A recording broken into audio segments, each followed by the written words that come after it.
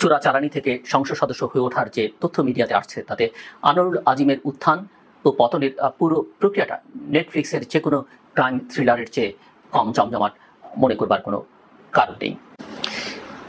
4 দশক আগেই আনার ঝিনাইদহ সীমান্ত এলাকায় চোরাচালানি যুক্ত হন, পরে আসেন রাজনীতিতে। মানে প্রথমে চোরাচালানি হিসেবে ক্যারিয়ার শুরু করে পরে আসেন রাজনীতিতে এবং প্রথমে পৌর কাউন্সিলর হন, তারপরে উপজেলা চেয়ারম্যান থেকে সংসদ সদস্য পর্যন্ত হয়েছেন। মারা না গেলে মন্ত্রী হওয়ার সুযোগ হয়তো তার থাকত। কিন্তু সেই চোরাচালানের বিরোধী ভারতের কলকাতায় খুন হন আনোয়ারুল আজিম আনার। খুনের নেপথ্য কারণ হিসেবে যেসব তথ্য পাওয়া যাচ্ছে তাতে দেখা যাচ্ছে যে সোনা চোরাচালান দ্বন্দ্বেই সংসদ সদস্য আনোয়ারুল খুন হন। আমরা প্রায়ই সোনা চোরাচালানের খবর শুনি, পত্রপত্রিকায় দেখি, সীমান্তে বা এয়ারপোর্টেও প্রায় চোরাই সোনা আটক করা হয়। এতে শুধু বহনকারীদের ধরা হলেও আড়ালেই থেকে যান নেপথ্যের খলনায়কেরা। আর আড়ালের মানুষরা যে কতটা শক্তিশালী বা রাষ্ট্রের কতটা গুরুত্বপূর্ণ দায়িত্বে থাকেন তার একটা উদাহরণ আনার হত্যার নেপথ্য কারণ বের হয়ে আসতে জনগণ বুঝতে পারছেন। বের হয়ে আসবার ফলে আমরা সবাই এখন সেটা দেখতে পাচ্ছি। তদন্ত সংশ্লিষ্ট সূত্রগুলো বলছে যে ঝিনাইদহ 4 আসনের সংসদ সদস্য আনোয়ারুল আজিম খুনের সঙ্গে জড়িত ব্যক্তিরাও অন্ধকার জগতের মানুষ। খুনের মূল পরিকল্পনাকারী আনোয়ারুলের বাল্যবন্ধু আখতারুজ্জামান ওরফে শাহিন, যিনি নিজেও সোনা পাচারকারী একটি চক্রের প্রধান। আর খুনের পরিকল্পনা বাস্তবায়ন করেন পেশাদার সন্ত্রাসী শিমুল ভূঁইয়া, যিনি একসময় একটি চরমপন্থী সংগঠনের নেতা ছিলেন। এই খুনের কারণ খুঁজতে গিয়ে জানা যায় যে অপরাধ জগতের সঙ্গে আনোয়ারুল আজিমের অর্থাৎ সংসদ সদস্য আনারের যোগাযোগ অনেক পুরনো। 80-র দশকের মাঝামাঝি সময় তিনি নিজ জেলা ঝিনাইদহের মহেশপুর সীমান্ত কেন্দ্রিক চোরাচালানে যুক্ত হন। অনুসন্ধানে আরও জানা যায় 90-এর দশকের শুরুর দিকে ঝিনাইদহ শহরের বাসিন্দা এক বড় সোনা চোরাচালানির হাত ধরে আনোয়ারুল আজিম আনার যুক্ত হন আন্তর্দেশীয় চক্রের সঙ্গে। ধীরে ধীরে ঝিনাইদহ সীমান্তবর্তী অঞ্চলে সোনা চোরা কারবারের অন্যতম নিয়ন্ত্রক হয়ে ওঠেন আনোয়ারুল আজিম আনার। সংসদ সদস্য হওয়ার আগ পর্যন্ত আনোয়ারুলের বিরুদ্ধে চোরাচালান ও চোরাচালানকে কেন্দ্র করে খুনের ঘটনায় অনেকগুলো মামলা ছিল। যদিও 2009 সালে আওয়ামী লীগ ক্ষমতায় আসবার পর কিছু মামলা থেকে রাজনৈতিক বিবেচনায় অব্যাহতি পান আনোয়ারুল। বাকি মামলাগুলো থেকেও অব্যাহতি বা খালাস পান ধীরে ধীরে। এবং এটা বাংলাদেশে নতুন কোনো ঘটনা নয়। সংসদ সদস্য হওয়ার পর আনোয়ারুলের বিরুদ্ধে আর মামলা না হলেও তিনি ওই অঞ্চলে সোনা চোরাচালানের বড় নিয়ন্ত্রক হয়ে ওঠেন এবং সেটা উঠছিলেন বলে সরকারের একাধিক সংস্থার প্রতিবেদনেও উল্লেখ করা হয়েছে। আর বিষয়টি স্থানীয় রাজনীতিক থেকে শুরু করে প্রশাসনের লোকজনও জানতেন, কিন্তু সংসদ সদস্য হওয়ার পর এ নিয়ে কেউ প্রকাশ্যে কথা বলতে সাহস করেননি। আনারের 4 দশকের অন্ধকার জীবন, রাজনীতিতে এসে এবং সংসদ সদস্য হয়ে সেই জীবনটাই যেন আলোকিত হয়ে ওঠে। জনগণের ভোট ছাড়াই নির্বাচনের সংস্কৃতি চালু হওয়ার সুযোগ নিয়ে পরপর 3 বার তিনি সংসদ সদস্য হন। সরকারি দলের বড় বড় নেতাদের অগোচরে তিনি এত বড় অবস্থানে চলে এসেছেন এমনটা মনে করবার কোনো কারণ নেই। রাজনীতির পুরো যে প্রক্রিয়া তাতে আনারের মতো লোকরা এখন আর ব্যতিক্রম নন, বরং এই সংখ্যাটাই বেশি। এটাই মূলধারা, মানে এটা বিচ্ছিন্ন কোনো ব্যাপার না।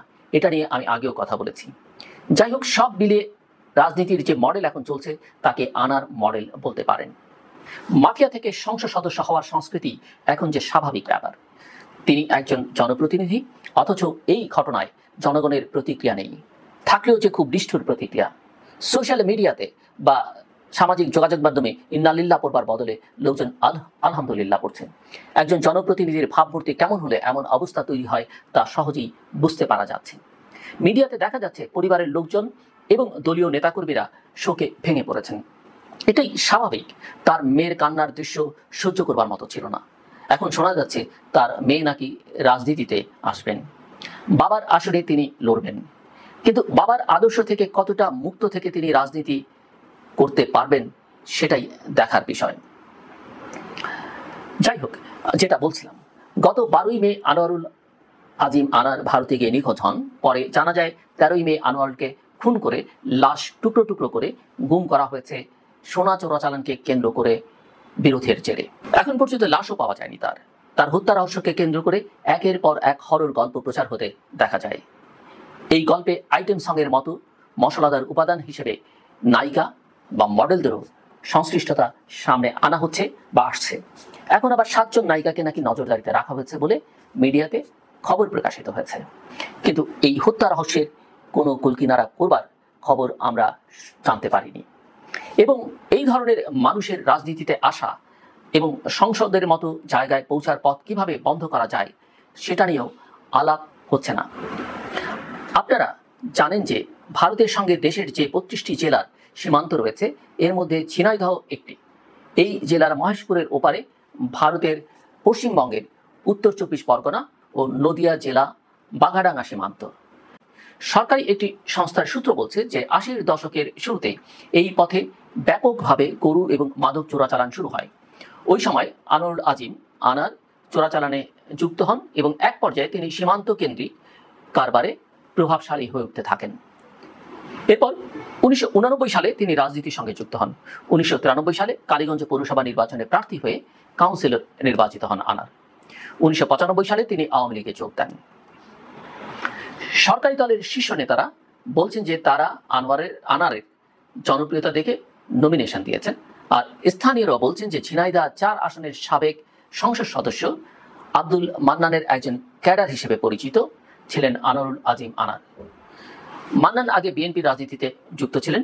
1995 সালে আব্দুল মান্নানের সঙ্গেই তিনি আওয়ামী লীগে যোগ দেন।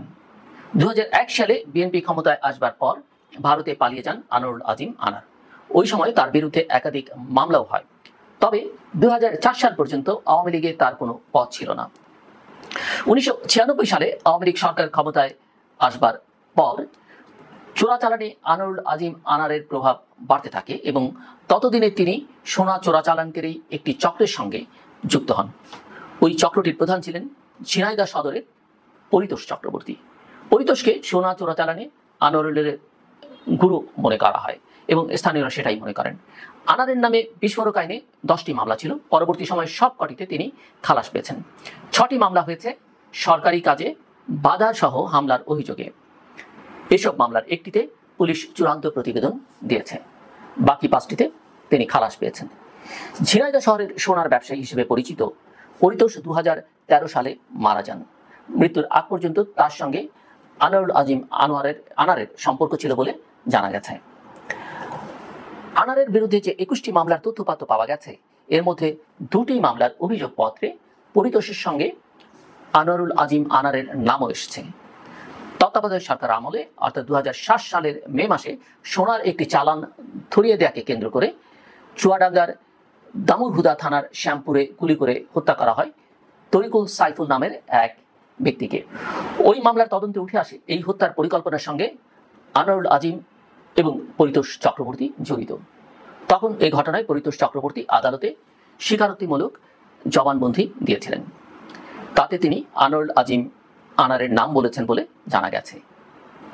একই বছরের ডিসেম্বরে দামুরহুদা থানার দর্শনা সীমান্তের কাছে 12 কেজি সোনা সহ একটি ট্রাক জব্দ করে সীমান্তবর্তী বাহিনী বিডিআর বা বাংলাদেশ রাইফেলস, বর্তমান নাম বর্ডার গার্ডস বাংলাদেশ বা বিজিবি, ওই মামলার তদন্তে পরিতোষের সঙ্গে আনোয়ারুলের নাম এসেছিল। এরপর আনোয়ারুল আবার ভারতে পালিয়ে যান। আলোচিত এই 2 মামলায় আনোয়ারুল আজিম আনারের সম্পৃক্ততা পাওয়ার পর তার বিরুদ্ধে 2008 সালের 7ই আগস্ট অর্থাৎ তত্ত্বাবধায়ক সরকারের সময় ইন্টারপোলের রেড অ্যালার্ট বা রেড নোটিশ জারি করা হয়। 2009 সালে আওয়ামী লীগ সরকার ক্ষমতায় আসবার পর আনোয়ারুল দেশে ফিরে আসেন। রেড নোটিশ প্রত্যাহার করা হয়। 2012 সালে রাজনৈতিক বিবেচনায় স্বরাষ্ট্র মন্ত্রণালয় থেকে এই 2 মামলায় আনোয়ারুলের নাম প্রত্যাহার করে নেওয়া হয়। এমনকি পরিতোষ চক্রবর্তী সহ আরও 4 সহযোগীর নামও মামলা থেকে প্রত্যাহার করা হয়। আনোয়ারুলের বিরুদ্ধে অন্য মামলাগুলোর মধ্যে বিশেষ ক্ষমতা আইনে করা 3টি মামলা চোরাচালান সংক্রান্ত। এর একটিতে রাজনৈতিক বিবেচনায় স্বরাষ্ট্র মন্ত্রণালয়ের সুপারিশে অব্যাহতি পেয়েছেন আনার। অন্য 2টি মামলায় পুলিশ তাকে অব্যাহতি দিয়ে চূড়ান্ত প্রতিবেদন দিয়েছে। তার বিরুদ্ধে বিস্ফোরক আইনে 10টি মামলা ছিল, আমি আগেই বলেছি। পরবর্তী সময়ে সব কোটিতে তিনি খালাস পেয়েছেন। বিএনপি সরকারের সময় পলাতক থাকা অবস্থায় আওয়ামী লীগের কালীগঞ্জ উপজেলা কমিটির পদ পেতে ব্যাপক চেষ্টা চালান আনোয়ারুল আজিম আনার।